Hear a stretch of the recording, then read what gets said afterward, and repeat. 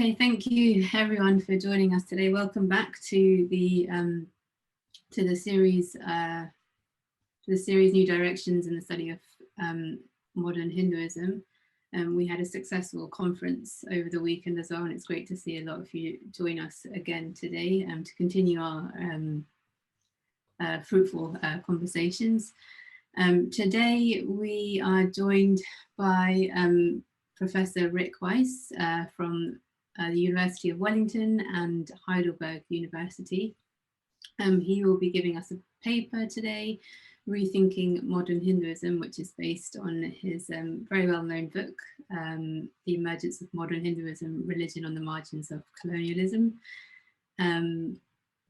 Professor Rick Weiss is an adjunct professor of South Asian religions at Victoria University of Wellington and guest professor at Modern History at Heidelberg University. He has produced 2 books and he's currently working on a project that examines the impact of print technology on religion in 19th century India. Okay, Rick, Great. Yep, thank you. Thank you, Avni, and Lucien and Autumn for organizing this, and Krish for technical support. It's very interesting, maybe is the word, disconcerting in some ways to be presenting on something that I sort of finished in a sense a couple of years ago. I mean, what I thought I would do with this lecture is talk about the main points and argument of my book, which came out in 2019. But also I want to do a little more than that because I imagine a few of you who have read it, probably most of you haven't. But for those of you who have read it, I want to give you a little more bang for your buck for seeing this, coming and viewing the lecture. And that's, I'm going to talk a little bit about the part of it which I was probably least sure about when I produced the book and released it for publication. And probably with time that my hesitation or doubts about this particular aspect of the book, I think have solidified, and that has real ramifications for the ways in which we think about modern Hinduism and for the topic of this series, really rethinking modern Hinduism. But what I want to focus on is that term modern rather than the term Hinduism, which many others have spoken about much better than I can. So I'm just going to share my screen now. So this is the book. 2019 seems a long time ago now. A lot has happened since then. So the book's argument, very briefly, and then I think in the course of this lecture, I'll add flesh to these bones. And that's that studies of the emergence of modern Hinduism have largely been limited to studies of reform Hinduism. I mean, I try, in this lecture and in my book, I try to give credence to these studies of reform Hinduism, which I think is wonderful work and which is an incredibly important part of the ways in which Hindu traditions were transformed in the 19th century into the 20th century. But what my point is that the study of Hinduism in the 19th century, from I think a kind of religious studies or Hindu studies perspective, have been largely limited to that particular brand of Hinduism, to those particular traditions. And I think this is very unusual, really, when we look at the ways in which Hindu studies have developed, where if we look at contemporary Hinduism, lots of studies of gurus, of the role of magic in modern Hinduism, the role of the miraculous, maybe I should say. And then so it's much more kind of varied and multiple, the ways people think about contemporary Hinduism and study it. The ways in which scholars have thought about classical Hinduism, ancient traditions, if we can use the term Hinduism. I know I'm playing a little loose with that term, but people talk about doctrinal debates, differences, etc., different streams of Hinduism, different traditions, etc. But when we come to the 19th century, if you look at, say, an introductory textbook on Hinduism, it's all the same in just about every introductory textbook. Starts with Ramalinga Roy, Dayananda Saraswati, Swami Vivekananda, perhaps if they go into the 20th century, Gandhi. And that's it. It's a singular story of Reform Hinduism in the 19th century. So what my book tries to do is think about, is critique that that lack of interest or study or attention on other sorts of traditions and other things that were happening. So the first point, studies of the emergence of modern Hinduism is largely limited to studies of Reform Hinduism. This has perpetuated a modernity tradition dichotomy. So those Reform traditions were the ones which were seen as being modern, representing modern Hinduism. Everything else that was happening in Hindu traditions at the time might be thought of as traditional. There just hasn't been a lot of deliberate, I think, or reflective focus on those other traditions.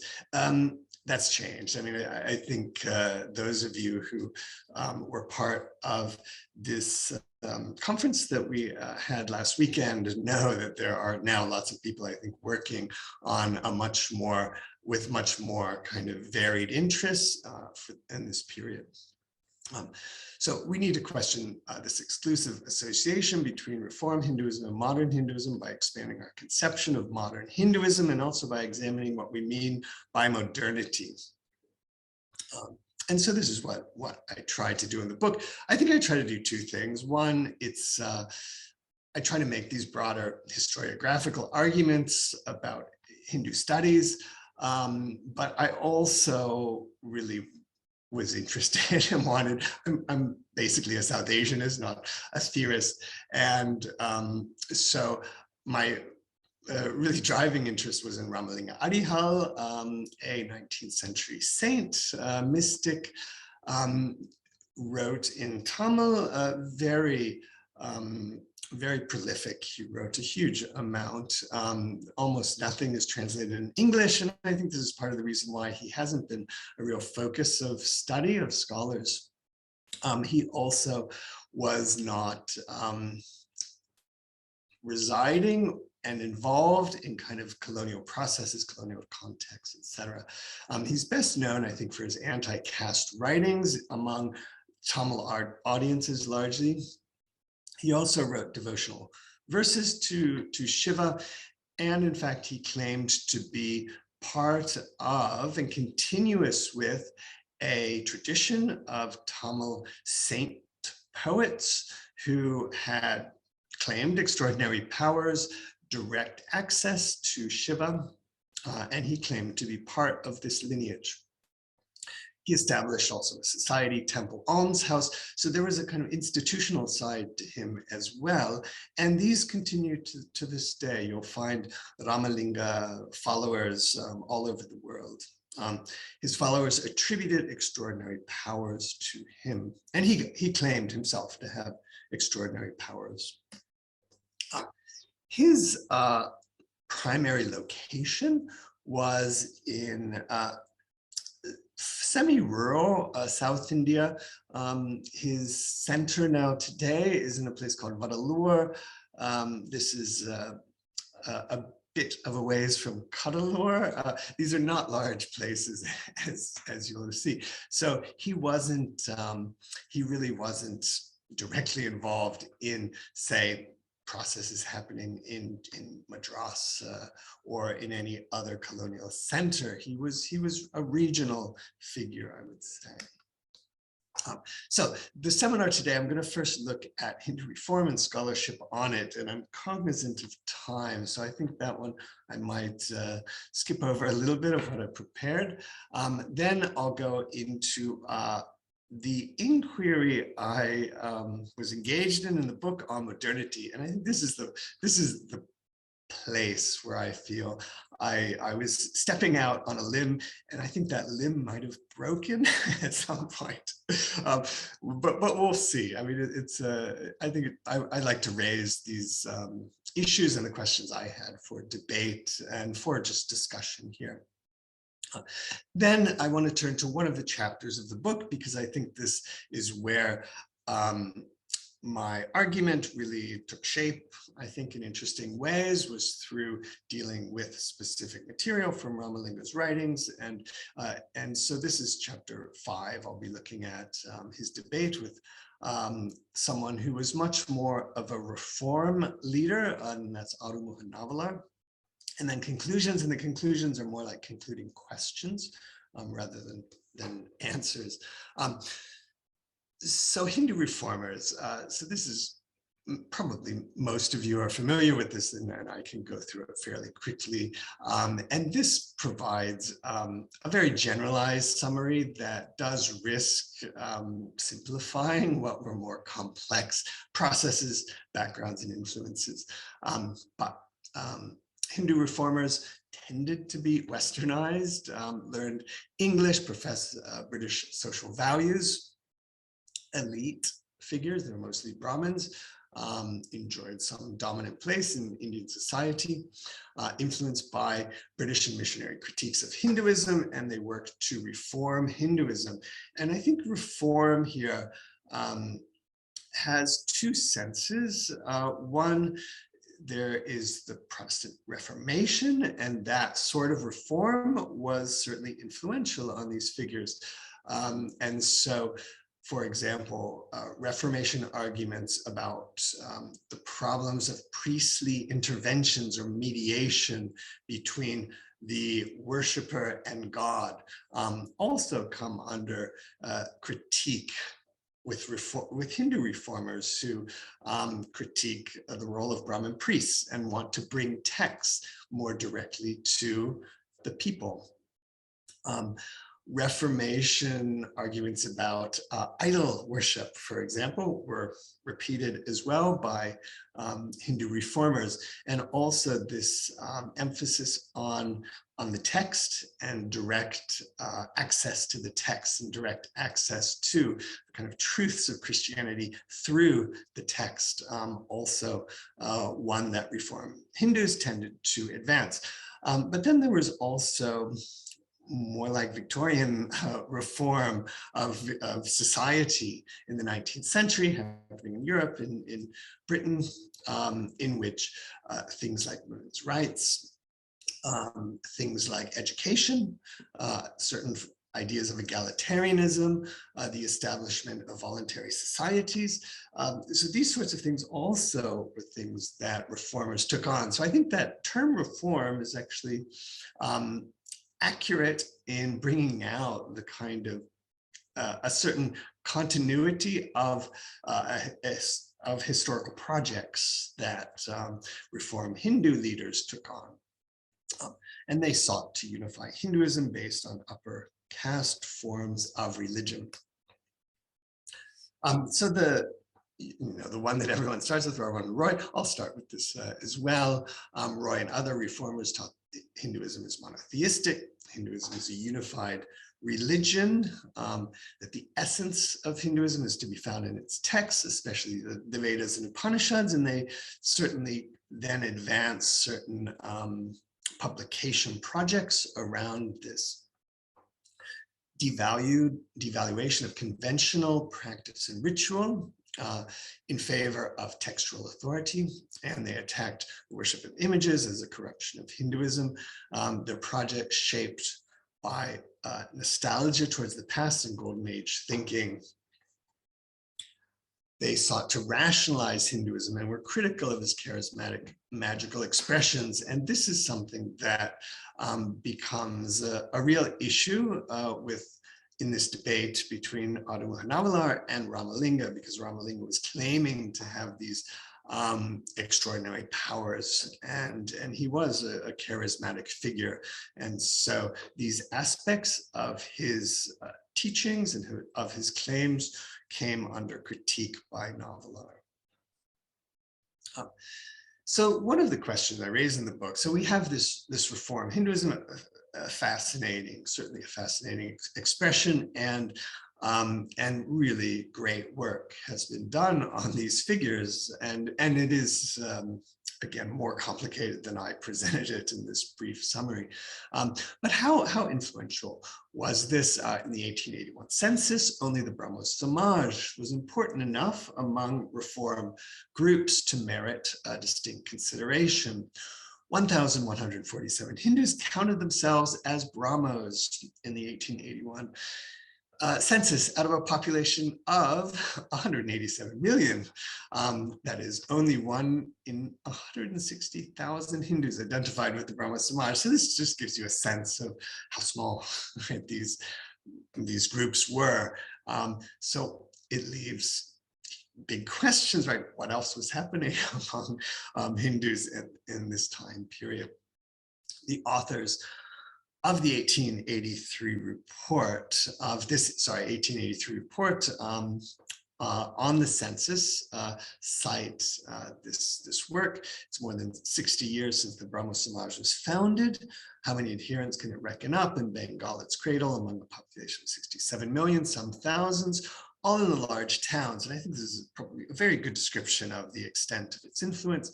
In the country districts, and India is essentially a rural country, it is hardly known. So in this equation of reform Hinduism with modern Hinduism, in most studies, there is this position that the West is that which has contributed modernity to these traditions, and Hinduism contributed a certain pool of cultural resources. That is the innovative part of this, say, synthesis of Indian traditions and of Western influences. That in itself could have been a creative process, was a creative process according to much of the scholarship, but those features of modernity which make this modern Hinduism come from the West. So certain notions of egalitarianism, a particular focus on gender, particular notions of history, a rationalization, and not in the sense that ancient tradition ancient Hinduism was necessarily rational. Some of because of this golden age thinking, and the person we're going to look at later, Aruma Navalar, certainly was of this position that previously there was an enchanted Hinduism, that miracles were possible, but these are no longer possible in the present day. And this reflects also Protestant Reformation ideas about the miraculous. So those features of modernity, generally in these Reformed traditions, seen as coming from Christian models and Western models, and certainly this historically seems like a valid claim to make. The problem, though, is that by equating Reform Hinduism with modern Hinduism, no other forms of Hinduism that were emerging at the time can be modern, right? That reform encompasses all possibility for modern Hinduism. So Habfas characterizes the India-Europe encounter as one between tradition and modernity. And of course, we now can go beyond these dichotomies. And I don't know of any scholar working today who would accept this dichotomy of tradition and modernity in an uncritical way. But still, I think by using that term, modern Hinduism, we perpetuate some of that dichotomy. Or at least risk perpetuating it when we use modern Hinduism in particular ways. So reform leaders produce modern Hindu thought by incorporating Western elements. And book titles make this equation of the modern with reform very clear. So reform figures often spoken about as modern Hindu thought, the modern Indian mind, the modernization of Hinduism. This is all about reformers. So now to start to critique this notion of modern, and I was critical of it, but I think Dipesh Chakrabarty puts this in a wider framework, noting the imperializing effects of the equation between modernity and the West. If a language, as has been said, is but a dialect backed up by an army, the same could be said of the narratives of modernity that almost universally today point to a certain Europe as the primary habitus of the modern. This leads Chakrabarty to propose a project of provincializing Europe, which begins with the recognition that Europe's acquisition of the adjective modern for itself is an integral part of the story of European imperialism within global history. I think it sets it in a much broader context, and I think it brings out the dangers of using this term modern Hinduism, and that if we do go about using it, and this is some of the questions I raise later, should we even keep it, or should we just try to discard it and get away from it? But the term itself is not a neutral term, but is full of all sorts of implications. So my book proposes, asks the question, is it possible to consider a history of the emergence of modern Hinduism that does not begin and end with colonialism? Can some of those features of modern Hinduism have been inspired by Hindu traditions and not by European models? Again, the way I've posed this question, it also leaves unanswered what are the features of modern Hinduism? So, and what is modern Hinduism anyway? So at this point, this is in the book, I was hesitant to do this. One of the last things I did in the book, I thought, I really have to think about modernity. I need to think about this more closely and carefully. I'm not a theorist, I'm not a philosopher, I'm not trained in that way. And so, but I thought it was something I had to do. I did it. This is where I felt like I was sticking my neck out a little bit, and the reviews of the book often focused on this as one of the critiques of the book, and I thought those reviews were generally excellent and accurate in those critiques.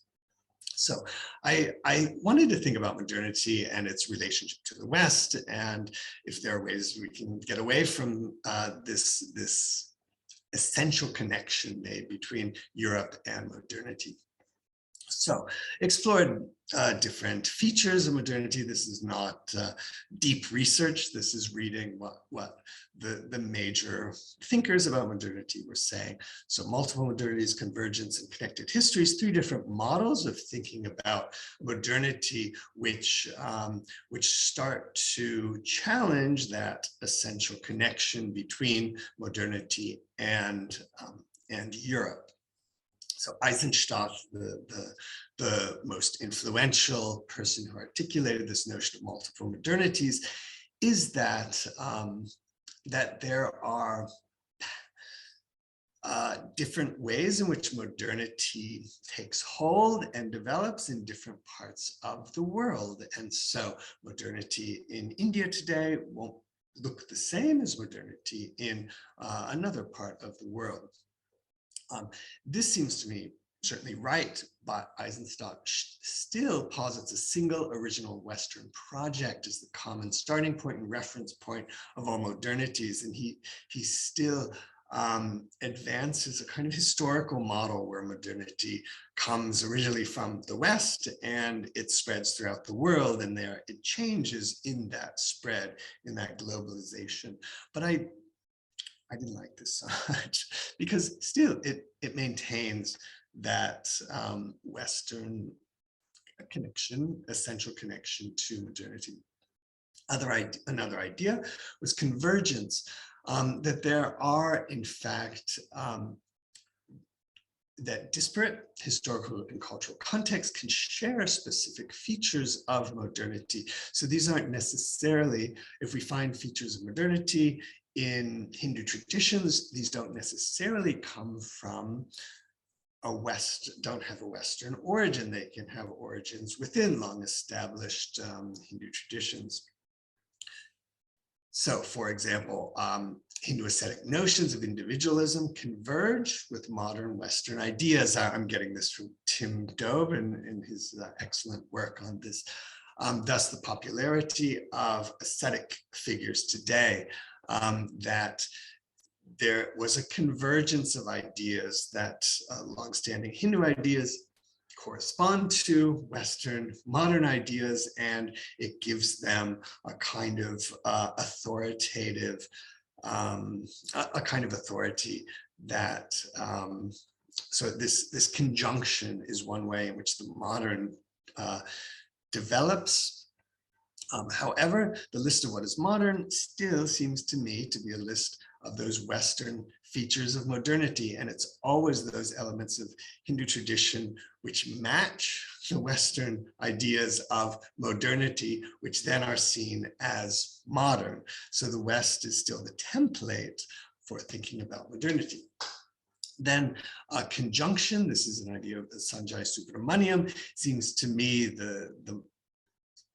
maybe the most interesting and the most kind of complex idea, that of connective histories. So he wants to delink the notion of modernity from a particular European trajectory. So that's certainly what I was trying to do and trying to think about, to argue that modernity represents a more or less global shift with many different sources and roots, and inevitably many different forms and meanings depending on which society we look at it from.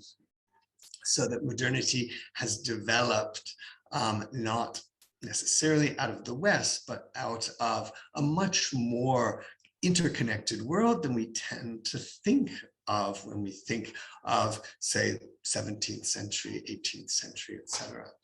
So those, the origins of modernity are not solely Western and not solely European, but it's a conjunctural phenomenon. My study wasn't going to be able to contribute, I think, to these studies of connected histories, simply because of the time period and because of the way I approached it. But this, to me, seemed the most promising in terms of thinking about modernity.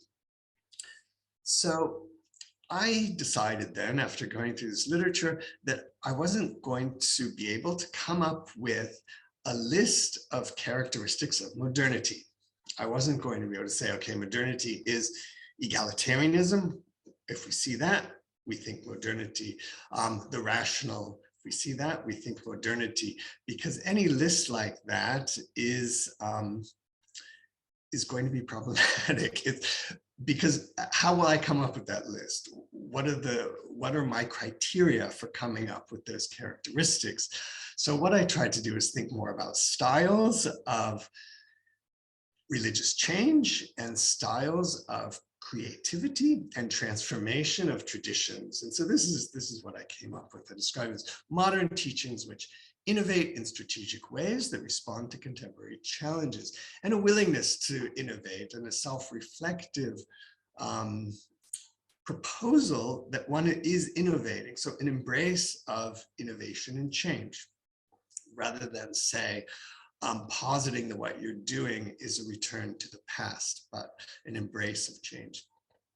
View of the present as unique and malleable, that is, as a time of unparalleled opportunity for significant transformation, and presage future processes and developments. There are a lot of problems with this, I know, and this is, but I didn't see how else I could do it, and I basically, my choices at this point were, do I just reject the notion of modern Hinduism, and talk about these things in other ways?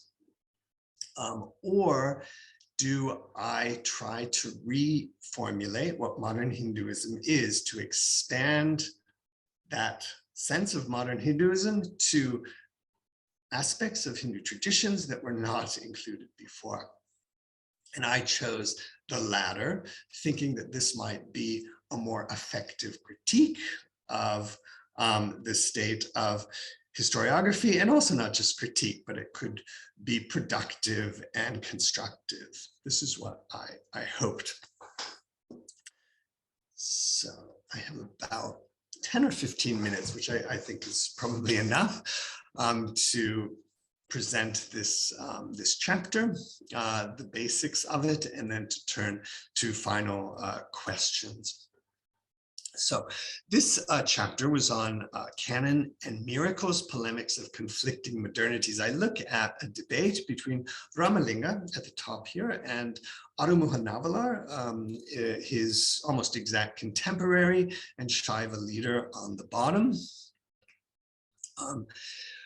And where they came into conflict, Ramalinga published a book, Thiruvaruppa, the first part of Thiruvaruppa in 1867. Ramalinga's followers, really, I don't know how closely he was involved a little bit, but not in the kind of mechanics of the publication. But in any case, this book came out in 1867, and Navalar started critiquing publicly Ramalinga and this book in the 2 years after that. And then Ramalinga's followers responded to Navalar. Navalar's followers responded to Ramalinga. This debate went into the 1980s. Yes, the 1980s. So more than 100 years, this debate has gone on. I don't know of any more recent contributions than that. So Ramalinga's followers made their case that, I should have rephrased this. Ramalinga's followers described tradition, Shaiva tradition, and here they're really concerned with Shaivism. They're not talking about any kind of pan-Indian Hindu tradition. They assume that Shaiva tradition is alive, flexible, and able to accommodate new revelations in scriptures. This is Ramalinga's position, and his Thiruvaruppa, he said, this is a new revelation, this is a new scripture. Navalar and his followers advanced a position which was much more a fairly standard reformist position, speaking to the closed character of canon, bias towards textual authority, and the impossibility of a new revelation. So I think this is the major difference between the two that came to a head. So just an image of Thiruvaruppa. So what sort of status was claimed for Thiruvaruppa? The name itself, Thiruvaruppa, is signs of divine grace. Arul, associated with Shiva and Shiva's grace. Pa is verses or songs. They divided the work into 6 Tirumurai, and I think Ramalinga didn't do this, but his main follower, a pundit and editor, did this, came up with this language. But the Tirumurai, this is a term for the Shaiva canon. So they're making a fairly clear claim that this is a canonical work in the tradition of a new addition to the Shaiva Tirumurai. They published it in a grand way, a large, expensive volume. The work was edited by a renowned Tamil pundit, Verayuda Mudaliar. They published it with accompanying praise poems, and the devotional content and poetic style were very much in the tradition of the Shaiva saints. A preface of this, I include this because it relates a legendary story of Ramalinga, which Navalar would later. Oh, it's just. So, revere the greatness and dignity of the path of divine Arupa, of our dear Ramalinga. That path creates prosperity, such that the drinking water of ordinary people abounds with power, as in the event when water had power to fuel a lamp's flame. This refers to a legend in the life of Ramalinga that one day he accidentally picked up a bottle of water. In fact, the person who usually filled up his little fuel jar for his lamp accidentally put water in it instead of oil. Ramalinga, not knowing this, poured the water into the lamp, and the flame burned throughout the night.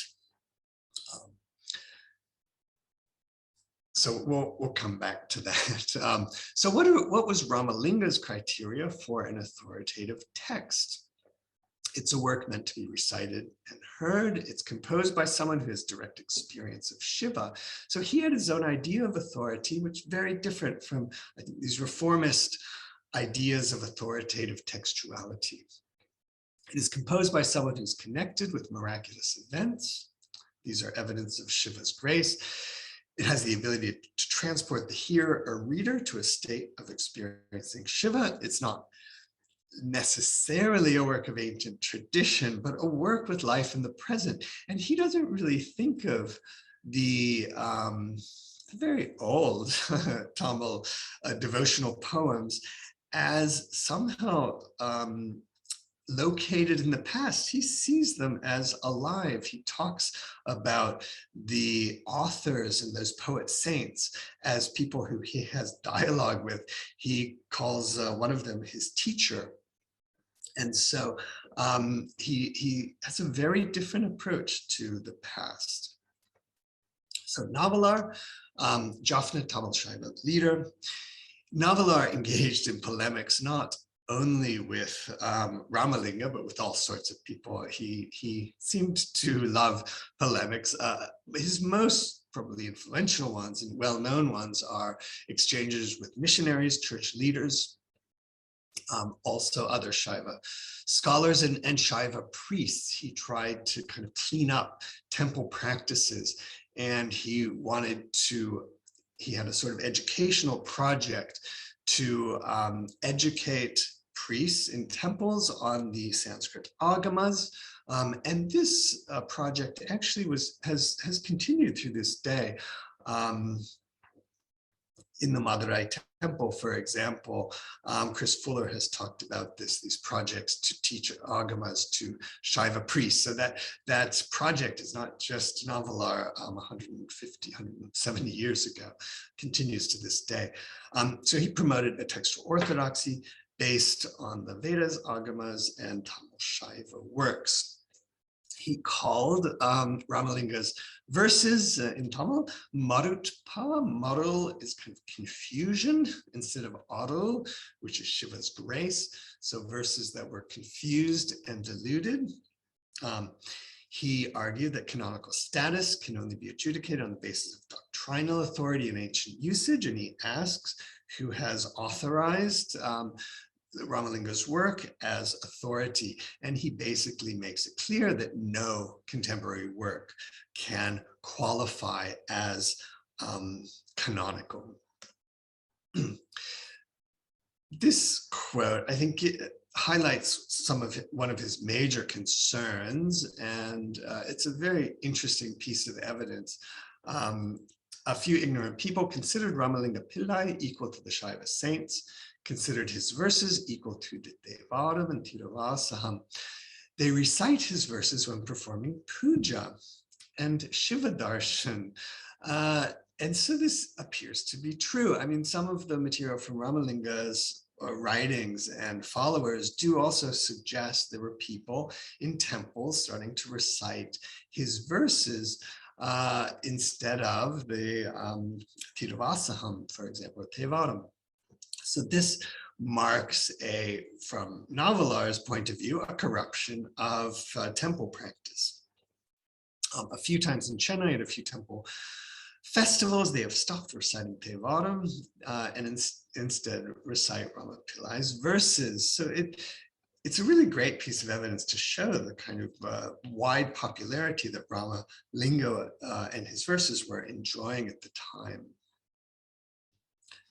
Navalar questions Ramalinga's claims of direct revelation and extraordinary powers.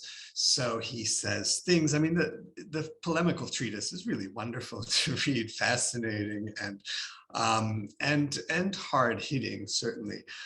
He says, when Ramalinga claimed that he learned everything without formal study, that Shiva came to him and taught him. And so here, Navalar is making fun of this, right? When saying that I knew everything without formal study, as Ramalinga did. Does that mean all languages, or only two, Sanskrit and Tamil, or only one, Tamil? Is that all texts in Tamil? Is it all texts in the field of grammar, literature, and philosophy? So he's, yeah, really kind of joke. There's a kind of humorous aspect to this, but in the debate, it's not a humorous debate, certainly. If that's the case, what is the explanation for all the errors in his published books? And he goes through and tries to point out all the errors. At one point, he says, finding errors in Ramalinga's writing is as difficult as finding grains of sand on a beach. He questions Ramalinga's claim to have lit a lamp with water instead of oil. So we come back to that preface. He asks who else saw this and challenges Ramalinga to repeat the miracle in public, as the authors of the Devaram did, in fact, or didn't. Well, this is part of their legend. A later book called the Periya Puranam talks about the characters of the authors of the Devaram and talks about their kind of exploits. And these authors did perform public miracles according to the Periya Puranam. So he says, okay, if you're in the line of the Devaram poets, then perform a public miracle in the way that they do. So just to come to a conclusion now. So Navalar and Ramalinga, they had there was a divergence of views of tradition and also of temporality, that's supposed to say.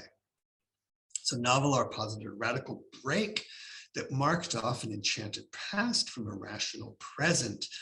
Ramalinga asserted the continuities of the past with the present, allowing the possibility of new revelations. So now, to get back to modern Hinduism, then which of these views is more modern? One can ask, right? Is it Navalar's?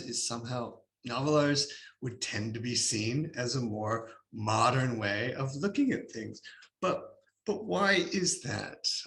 So just to ask these questions, which one of these views is more modern and why? For example, whose was more rational? Whose was more egalitarian? One could say that Ramalinga's was more egalitarian, certainly because it allowed for a wider range of characters to make claims to revelation and authority. Which values innovation and change? Probably Ramalinga's as well, in that he says tradition is alive, right? It can always change, where Navalar wanted to fix tradition. And so Navalar argued for a kind of stasis, a fixity of tradition. And then why are those concepts like rational, like egalitarian, like innovation, why are those concepts criteria we have for modernity? So concluding questions, and I don't really have good answers to these, but I have kind of preferences now. When we think about modern Hinduism, there seem to me a number of different options. So first, should we keep the conventional phrase modern Hinduism and just say, yeah, it refers to a very specific sort of reformulation of Hindu traditions that were happening in cosmopolitan settings. We can also call it reform Hinduism. There's not much involved in calling it modern Hinduism. It's convention, and let's keep it. I think this is problematic, actually. I don't think we could do that because for the very reasons that Dipesh Chakrabarty points out, it's not a neutral term and it's not simply a conventional term. Second, should the modern and modern Hinduism be expanded to include a range of Hindu expressions, including those that do not conform to a Western notion of modernity? This is what I tried to do, and to say, look, the miraculous, it can satisfy all these different features that this way that I've defined modernity. And so Ramalinga can be seen as modern a figure as those cosmopolitan reformers. If number two, though, how do we define the modern? So this is the tricky part. Should this definition be a list of specific characteristics or rather styles of thinking. And so I tried to do it with those styles of thinking with limited success, to be frank, I think. Lastly, or should we abandon the term along with traditional Hinduism? And I don't think many or any, maybe some, I think to talk about traditional Hinduism is just as problematic. This is opposed to Hindu traditions. I use that terminology all the time, and I think that's really useful in thinking about in undercutting this notion of a unified Hinduism, to talk about Hindu traditions in the plural. I find that useful, but I see this is very different from talking about traditional Hinduism. And so should we find other language to talk about innovation and change in Hindu traditions? So I will stop there. Thank you for listening.